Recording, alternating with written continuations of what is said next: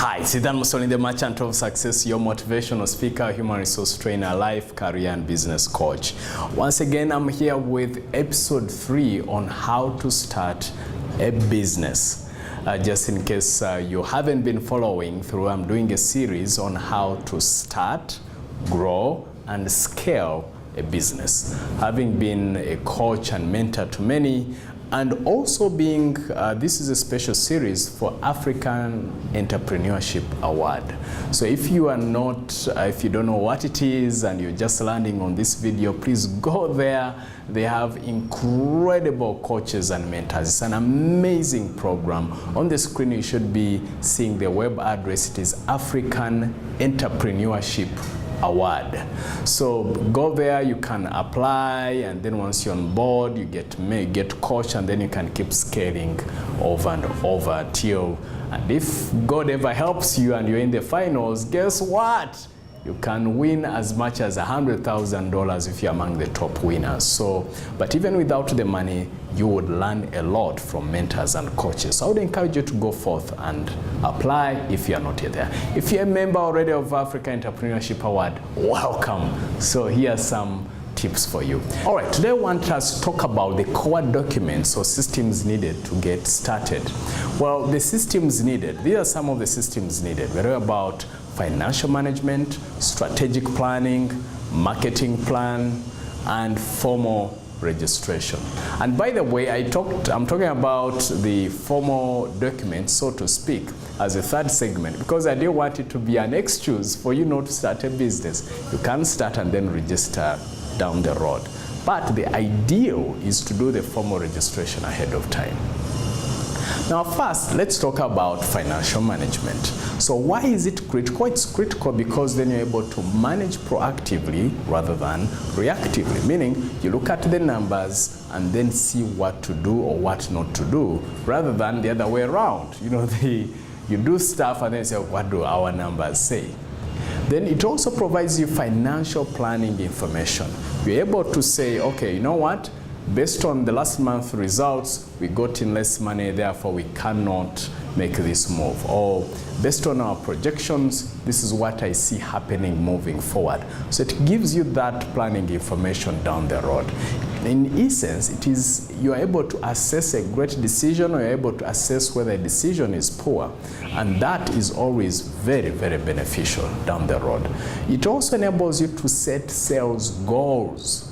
So in essence, you're able to say, okay, if we need to make sure that we take care of all our bills, then we need to bring in so much in terms of sales. But if you don't have a financial plan, that might be a challenge. Then you're also able to do what we call you're able to perform tax planning. When I say tax planning, you're able to say, okay, given our the stuff that we have, if we are to pay as you earn, if we are projecting to earn so much, it means the income tax will be so much. So you're able to get, you know, an idea, general idea, or a hint or an indication of what that might look like. So now the next document is the strategic plan. Now let's talk about why is it important to have a strategic plan. Number one, you're able to establish direction. In essence, you're able to know, you know what, this is where we need to go and this is why we need to go there. The second thing is strategic plan helps you to clarify objectives. In other words, what do you want to achieve in your life? Not in your life, but what do you want to achieve in your business or in your organization? You're also able to do what we call risk identification, because part of what I'll be showing you is to do the SWOT, for example. But if you do not spend time to think about these things, then you're not able to identify risk properly. A strategic plan also helps you with consistency. You know, you tell yourself, these are the things that we are going to focus on. These are the things you're going to pay attention to. And that becomes priceless down the road. You're also able to identify and eliminate poor performance. What I mean by that is you're able to look critically what is and what is not. You're able to look at what is performing in alignment with your objectives, and what's not performing, or who is performing and who is not. Now let's talk about the strategic planning components when you're doing this process. The first thing that you look at, inputs. Inputs, we look at the SWOT. SWOT, we're looking at the strength, weaknesses, opportunities, threats. And you recall last time I talked about risks. So a threat is one of those risks. Then you're also able to do trend analysis. Are you able to look at the different trends, where most likely we are going to go and where we are not going to go? And then the second key around a strategic plan is your vision. Where are you going? You need to specify where you're headed. That where there is no vision, people perish. If you don't have a clear vision articulated, then guess what? Your vision might perish. The staff will not know where they are meant to be or go. The other component is the mission. The mission is really about what is your purpose. And your mission is the key is the key driver in accomplishing your vision. That is the how. The vision is the what, the mission is the how. So it is the reason for existence, how you're going to bring the vision into reality. Now, the other key then is values. What do you find most important? What's most critical? I'll tell you, sometime back when I just started in this business, there is a company that sells products that I don't want to talk about, but let's just say that the products they sell, they were not in alignment with our values. So we made a decision, even though we were financially hard pressed, it was very easy for us to say no. And that's the other thing about values. They make decision making very easy and very quick. You know what you can stand for and what you cannot.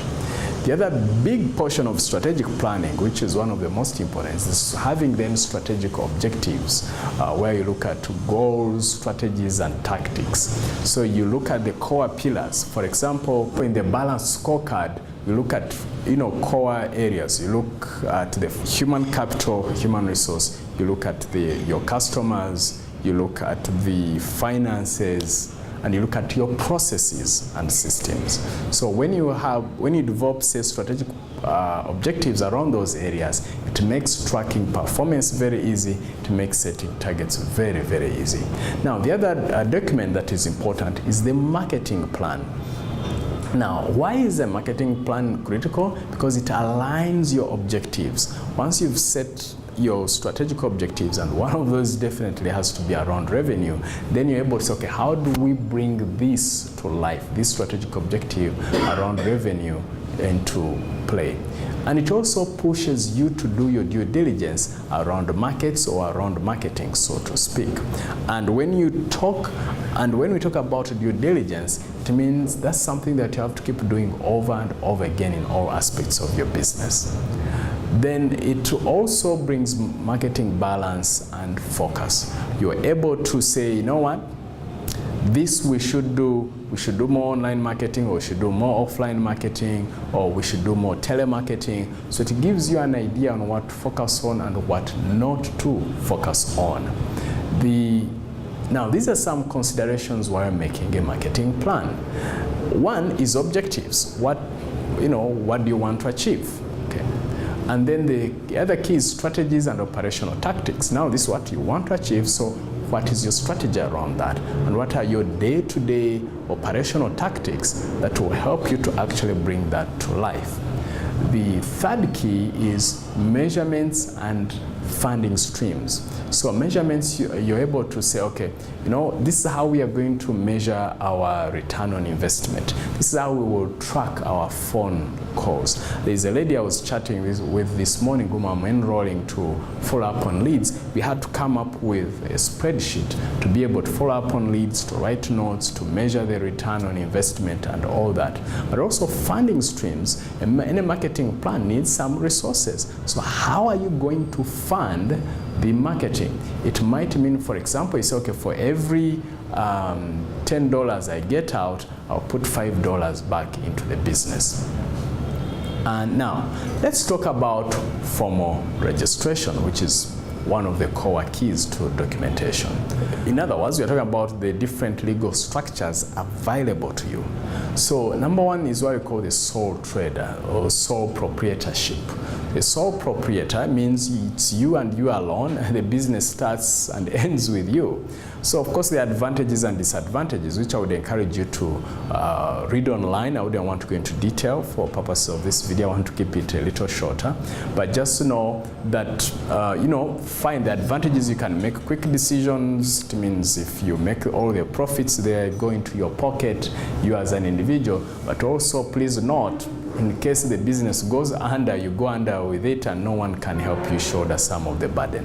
The limited liability company, you can have different shareholders, and it means typically when the exposure to legal repercussions, for example, they can sue the company and not necessarily the individual typically.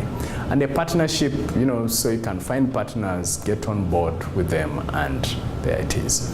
Then the other document that is important besides the formal registration, like in Uganda where I come from, it's called Uganda Registration Services Bureau.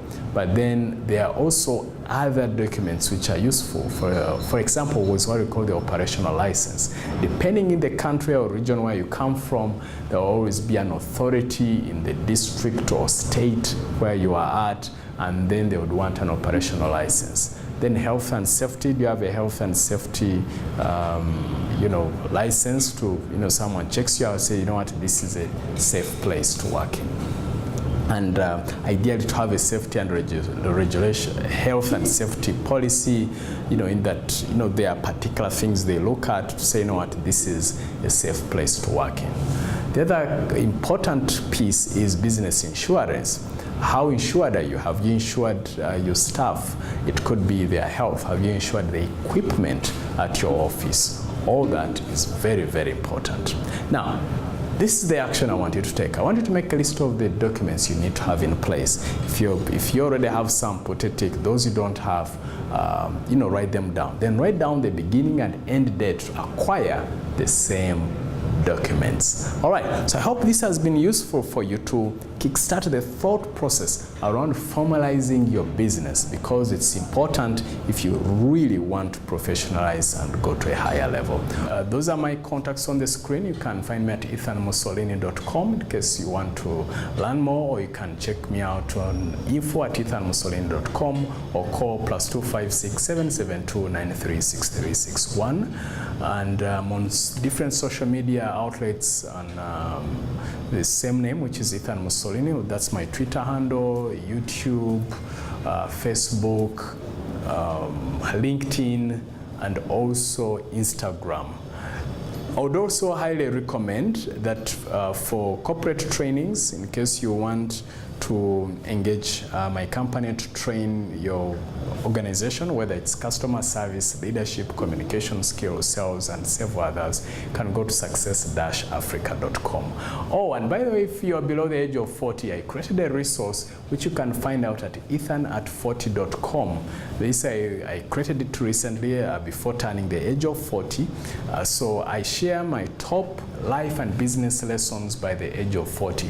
So when you enter your first name and email, then you get an automated email. Once you confirm, every single day you get an email with a video sharing with you one of my topmost life and business lessons to access. By the way, in case you haven't subscribed to my YouTube channel, I'll be releasing these videos over on my YouTube channel. Go to youtube.com/user/Ethan Musolini, subscribe to the channel, and then I'll see you in the next videos.